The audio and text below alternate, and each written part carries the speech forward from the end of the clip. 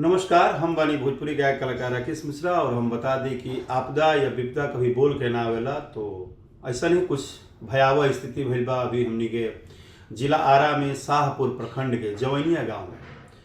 तो हम बस अतने निहोरा करब कि हमनी से यथासंभव जितना हो रहल बा हम अपना टीम के साथ वर्किंग कर रहल बानी।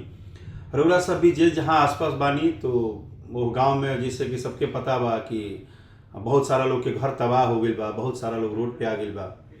तो सरकार से भी इ निवेदन बा और हर एक आसपास रहे वाला जे भी थोड़ा कैपेबल बा, जेकरा भी थोड़ी सुविधाएं बा, तो रउरा सब अपना अपना स्तर से जरूर ओह गांव में जाई और जाके मदद करी। हम क्षमा प्रार्थी बानी कि हमार दूरी इतना ज़्यादा बा कि हम थोड़ा अभी संभव नहीं है, हम कुछ शूटिंग के काम से नहीं बानी, लेकिन हमार हृदय से हम भी बहुत ज़्यादा वो घटना के लेके अंदर पीड़ादायी बानी और हम अपना टीम के जहाँ तक बा लगौले बानी। लेकिन रउरा सभे से भी हम ई हाथ जोड़ के निहोरा करब कि आपदा के समय में साथ में रउरा सभे आई और एक बार जरूर शाहपुर प्रखंड जवैनिया गांव में जाई, हालात के देखी समझी और जितना हो सके सहयोग करी।